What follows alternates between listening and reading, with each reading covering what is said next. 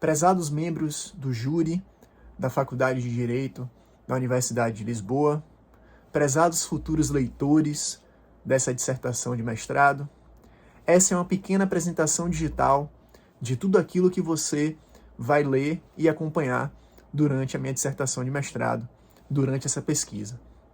O meu tema foi a administração pública digital.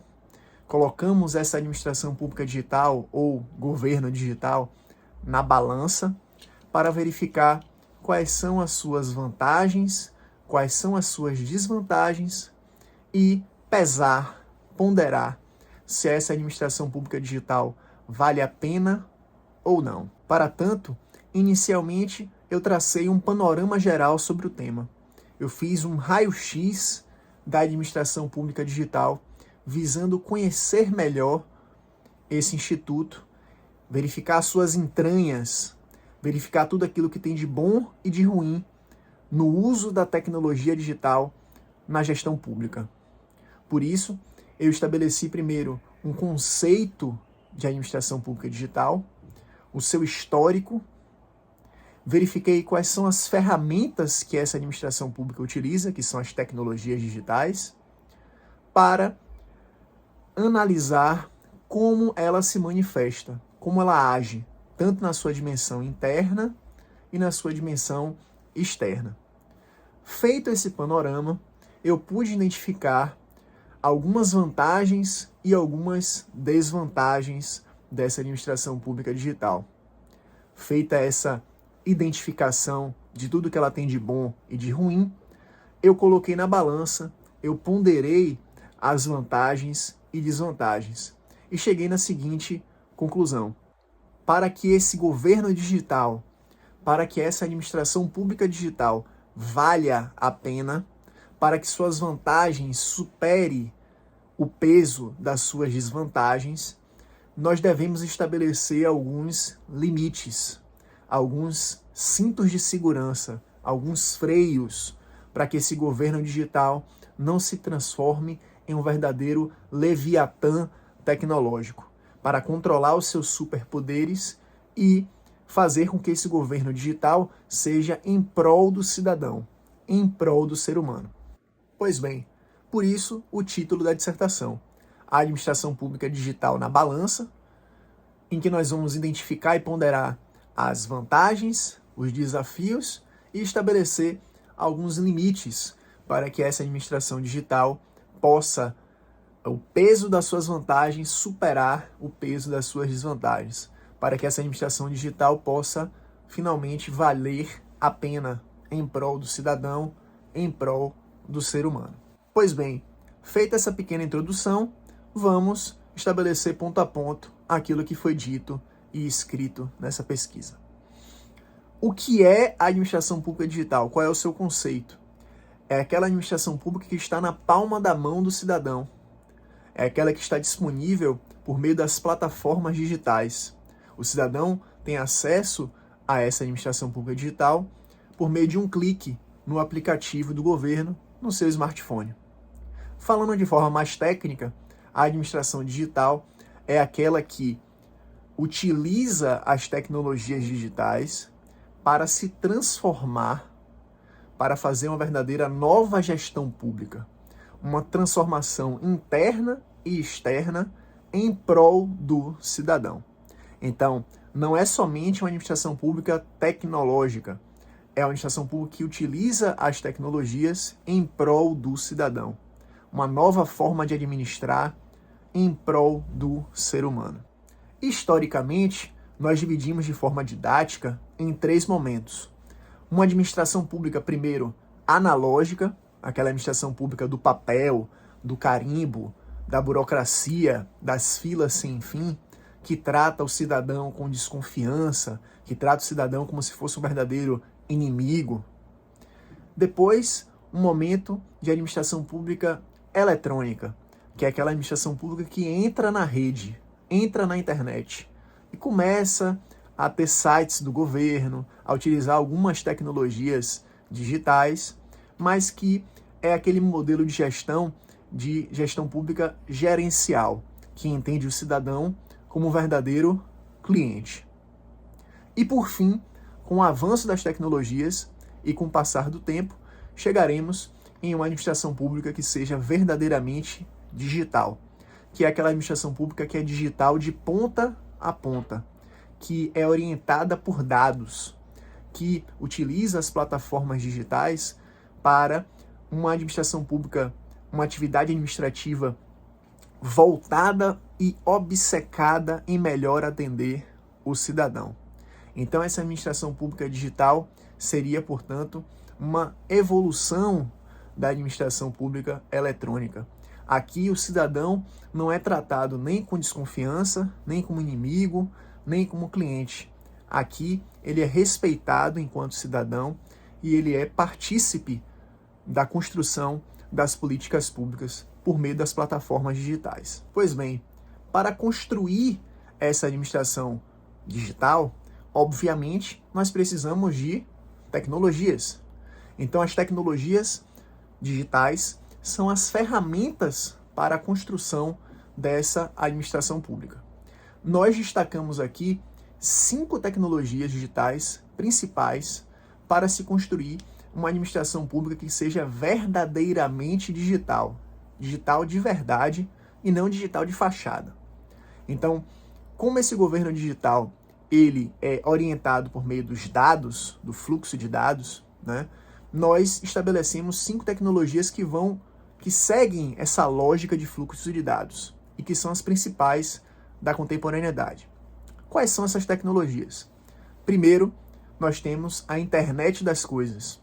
A internet das coisas, ou Internet of Things, é aquela tecnologia que vai permitir que os objetos se conectem à internet e captem dados, né? Então, a internet das coisas faz a captação de dados. Ela é a fonte de conhecimento da administração pública digital. Então, a internet das coisas, ela capta os dados e gera o Big Data, ou Big Data, né? Que é essa enorme quantidade de dados, dados diversos, que vão ter que ser processados por essa administração pública digital.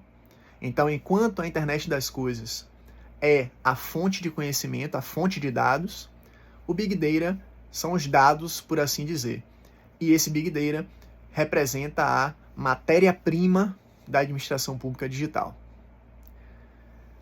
A próxima tecnologia é a computação em nuvem, ou a nuvem, né? Que é onde esses dados vão ser armazenados e compartilhados. Permite que a administração pública seja remota. Portanto, a computação em nuvem é o novo local da administração pública digital, que não precisa tanto de prédios físicos, de servidores presenciais, tudo pode estar na nuvem. A próxima tecnologia é o blockchain. O blockchain visa registrar e garantir segurança e proteção de dados nessa administração pública digital.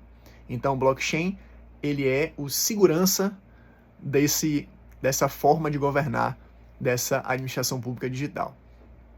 E por fim, a nossa quinta e última tecnologia é a principal, é a inteligência artificial, é a protagonista, é aquela tecnologia que vai pegar todos esses dados, vai processar esses dados e vai gerar um resultado, vai gerar uma decisão administrativa automatizada, vai gerar uma prognose para ajudar o gestor público a tomar uma decisão, né? Vai automatizar e simplificar procedimentos. Então, a inteligência artificial é o cérebro desse governo digital. Então, retomando, a internet das coisas é a fonte de conhecimento, o Big Data é a matéria-prima, a nuvem é o local, o blockchain é a segurança e a inteligência artificial é o cérebro dessa nova administração pública. E como essa administração digital se manifesta? Nós dividimos aqui em 2 dimensões, a dimensão interna e a dimensão externa. Internamente, essa administração digital significa uma reorganização administrativa. Uma administração pública que não está pautada mais em prédios, em divisórias neutras, em estruturas físicas, mas que é organizada em plataformas digitais, que é remota, que é automatizada. Além disso, o trabalho interno dessa administração é diferenciado. Nós temos um trabalho interno automatizado, integrado, desburocratizado, digitalizado, em que os servidores públicos se comunicam remotamente. A dimensão interna abrange também uma mudança de mentalidade dos servidores públicos. E aqui é muito importante porque de nada adianta a administração pública investir em tecnologia se os seus servidores públicos não forem capacitados para mexer com essa tecnologia. Então, para que a administração pública se manifeste digitalmente, os servidores públicos têm que mudar a mentalidade do analógico para o digital. Devem pensar e agir no modo digital. Por fim, na dimensão interna, nós temos melhorias no relacionamento entre as administrações públicas, entre os órgãos e setores públicos, porque todos vão se comunicar por meio de uma plataforma digital única. Isso gera cooperação, integração, rapidez no serviço. Então, é uma administração pública que se integra, que essa divisão da teoria do órgão entre órgãos e setores públicos acaba caindo um pouco por terra, porque nós vamos ter uma nuvem, uma plataforma em que todos os setores são tratados como se fosse uma coisa só para o cidadão. Na dimensão externa, essa administração digital se manifesta por meio de atos, processos e procedimentos e contratos administrativos digitais, que são automatizados, que são orientados por dados e que ocorre por meio de algoritmos. Citamos nessa pesquisa 2 exemplos: o Serviço Público Digital e o Poder de Polícia Digital. O Serviço Público Digital, ele é proativo, ele é personalizado para aquele cidadão específico. Ele é automatizado e integrado no sistema do governo. E o Poder de Polícia Digital, além de ser automatizado, ele maximiza, ele aumenta muito o poder dessa administração pública de poder restringir os direitos fundamentais dos cidadãos por meio das tecnologias. Por fim, a dimensão externa, ela também é demonstrada por meio do relacionamento dessa administração com o cidadão. Um relacionamento que vai ocorrer por meio de plataformas, por meio de redes sociais, por meio de comunicações digitais, que facilita a comunicação, facilita a transparência, facilita a comunicação do cidadão com a administração pública digital. Feito todo esse panorama, esse raio-x da administração pública digital, nós elencamos, identificamos 5 vantagens e 5 desvantagens dessa forma de gestão pública. As 5 vantagens são as seguintes: a administração pública digital se organiza melhor, é mais eficiente, é pautada na performance, é mais eficiente, ela melhora o relacionamento com o cidadão, concretiza direitos fundamentais e facilita o controle público. Essas são as 5 vantagens que nós identificamos. Por outro lado, também existem 5 desvantagens. Ela se organiza melhor, mas qual é o desafio, qual é a desvantagem? É que ela tem que se reformar. É necessário uma reestruturação, tanto estrutural, tanto prática, quanto teórica, um direito administrativo digital para abarcar todas essas novidades. Ela é mais eficiente por um lado, mas qual é o desafio? Existe e requer muito investimento. Quando eu falo de investimento, não é só dinheiro. Investimento de dinheiro, de tempo. A construção de um governo digital não é da noite para o dia. É algo complexo. Exige décadas de investimento. Então existe investimento jurídico, é necessário legislação para o digital, investimento social para reduzir a desigualdade entre as pessoas e a desigualdade digital, né? Então, qual é esse desafio? Investimento. Além do investimento, existem problemas técnicos que podem acontecer, né? Uma falha no sistema, um bug no sistema pode inviabilizar todo o governo, pode evitar que o cidadão tenha acesso àquele serviço público. E, além disso, existem muitas resistências, né? Que podem aflorar, resistências políticas, sociais, que as pessoas não querem essa novidade, né? Então, essa resistência também é outro desafio. Então, primeiro desafio, uma reforma do governo é necessária. Segundo desafio, os investimentos, os problemas técnicos e as resistências. Ela melhora o relacionamento com o cidadão por um lado, mas qual é o desafio?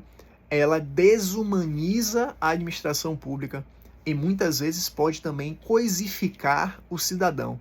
O cidadão não vai ter um servidor público olhos nos olhos, vai ter uma máquina para lidar com seus problemas. Então vai ser uma administração pública que pode se tornar artificial, mecânica, que simplifica, padroniza tudo, trata o cidadão como se fosse um número, um fluxo de dados. E esse é um grande problema, um grande desafio também para se enfrentar dessa administração digital, que é a desumanização e a reificação do ser humano. Ademais, além de concretizar direitos fundamentais, a administração digital também pode violar muitos direitos fundamentais. Segurança, privacidade, vários direitos fundamentais estão em jogo e que podem ser violados por essa administração tecnológica. Por outro lado, facilita o controle, mas também dificulta, de certa forma, a regulação, porque a administração pública digital ela tem que controlar as big techs, as grandes empresas de tecnologia, o que não é nada fácil, e também quando ela utiliza essas tecnologias, que por uma série de questões técnicas que eu trouxe na dissertação, essa administração pública, quando ela usa essas tecnologias, ela se torna, em certa medida, incontrolável. E aqui chegamos no ponto alto da dissertação, né? Depois de identificar as vantagens e as desvantagens, nós percebemos que cada vantagem tem uma desvantagem que lhe é contraposta. E isso, embora pareça inicialmente, não é nada paradoxal. A ideia é que as ferramentas, que as tecnologias digitais são ferramentas que podem ser utilizadas tanto para o bem quanto para o mal, que possuem prós e contras que são inerentes. Então, a administração pública digital ela tem que utilizar essa tecnologia em prol do cidadão, em prol do ser humano. A tecnologia tem que ser uma ferramenta humanista. E para isso, nós estabelecemos diversos cintos de segurança, freios, limites para essa administração pública digital, para que ela não se torne um leviatã tecnológico. Então, a nossa hipótese de pesquisa, ao final, se confirmou, que era a administração pública digital, colocando na balança as suas vantagens e desvantagens, ela vale a pena, desde que sejam estabelecidos limites fortes, sejam fixados cintos de segurança para garantir que essas vantagens, que o peso das vantagens supere o peso das desvantagens, para maximizar o que essa administração pública tem de bom, né, e reduzir os seus riscos. Porque não existe administração pública 100% segura, assim como não existe tecnologia 100% segura. O que nós temos que pensar é redução de riscos e potencializar utilidades. Nesse sentido, nós estabelecemos 10 limites para essa administração pública digital. O primeiro limite é o mais óbvio de todos e o mais importante. É o respeito ao ser humano, o respeito ao cidadão. E isso inclui diversas medidas concretas, como, por exemplo, a indelegabilidade de certas decisões administrativas. Não é possível delegar decisões administrativas que sejam muito discricionárias para a máquina, por exemplo. A necessidade de supervisão humana nas decisões administrativas que sejam automatizadas. A necessidade de estabelecer, de forma legislativa, o uso benéfico das tecnologias. E também a proibição legal de tecnologias que coisifiquem o ser humano, como, por exemplo, a pontuação social que já foi utilizada na China. O segundo limite seria o respeito à legalidade, no seu sentido mais amplo aqui, de juridicidade, né? Então, obviamente, a administração pública tem que respeitar a Constituição, tem que respeitar a legislação, a lei, né, a reserva legal, só pode impor obrigações para o cidadão por meio de lei, e É necessário também, por exemplo, como acontece na Dinamarca, um princípio de um direito administrativo por design, que é a ideia de que as máquinas elas vão estar codificadas, ou seja, já estão prontas para seguir os princípios e as regras do direito administrativo. É um método preventivo de já implantar na máquina a legalidade. O terceiro limite é o devido processo legal. E isso inclui, por exemplo, que a administração pública assegure uma paridade de garantias entre o meio analógico e o meio digital. Ou seja, quando se implantar esse meio digital, essas tecnologias, isso não pode representar uma supressão, uma redução de garantias do cidadão se comparado com o meio físico, presencial, analógico. Deve ainda essa administração pública digital fixar a competência. Qual vai ser o órgão, qual vai ser o setor, qual vai ser o agente público responsável por controlar essa atividade administrativa digital. Além disso, vários institutos jurídicos devem ser adaptados. Várias teorias do direito administrativo devem ser adaptadas para esse novo mundo digital. O quarto limite tem a ver com a concretização da igualdade e da educação digitais. Isso envolve uma série de medidas também. Nós temos que pensar no princípio da não discriminação, nós temos que pensar no princípio da neutralidade tecnológica. A administração pública digital deve investir fortemente na inclusão digital dos seus cidadãos e garantir meios alternativos ao digital. Isso é muito importante, porque a administração pública digital, isso nos países mais digitais do mundo, como Estônia, Dinamarca, a administração pública não é 100% digital. Ainda existe atendimento presencial. Então, deve-se garantir para o cidadão, pelo menos nesse momento que nós vivemos atualmente, que o digital seja mais uma possibilidade, seja a principal, sim, mas que exista meios alternativos de atendimento do cidadão, que é o atendimento presencial. Isso é muito importante, principalmente em países que têm uma enorme desigualdade digital, como é o caso do Brasil, por exemplo. O quinto limite significa assegurar a transparência digital. Isso significa que a administração pública digital deve informar o cidadão todas as vezes que for utilizado um algoritmo, todas as vezes que for utilizado uma inteligência artificial. Significa também que os dados devem ser abertos.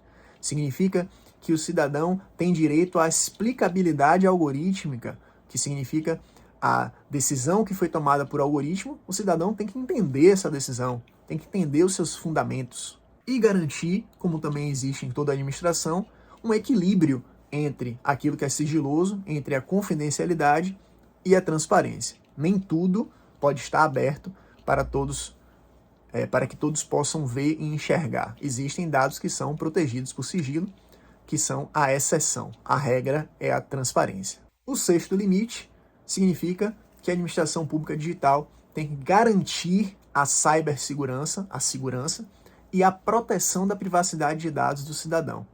Isso inclui um investimento permanente em cibersegurança, porque na medida em que tudo está conectado à internet, a administração pública fica vulnerável a ataques, vulnerável a perder controle de toda a sua atividade administrativa e ainda pode violar a privacidade do cidadão. Então, garantir a segurança e a privacidade é um importantíssimo limite. A administração digital tem que investir em tecnologias que promovam a segurança e restringir tecnologias que violem, que sejam vulneráveis em termos de segurança e que violem a privacidade do cidadão. O sétimo limite envolve a desburocratização da administração pública e envolve a sua integração. Significa que de nada adianta nós pregarmos uma administração pública digital se ela continuar com burocracias desnecessárias, se ela continuar com a lógica de uma administração pública anterior, se ela continuar sendo uma administração pública digital de fachada. Isso inclui uma cooperação digital entre as administrações públicas, um setor público que seja comum e integrado para o cidadão, independentemente das divisões internas que existem, e significa também a proibição de qualquer burocracia que seja desnecessária, como, por exemplo, existe na Estônia a proibição de duplicação de dados. A partir do momento que o cidadão forneceu aquele dado para qualquer setor público, isso tem que ser comunicado para todos os demais de forma integrada, para que o cidadão não precise de novo fornecer essa informação para outro setor público quando ele precisar. O 8º limite envolve efetivar um desenvolvimento sustentável e garantir a inovação.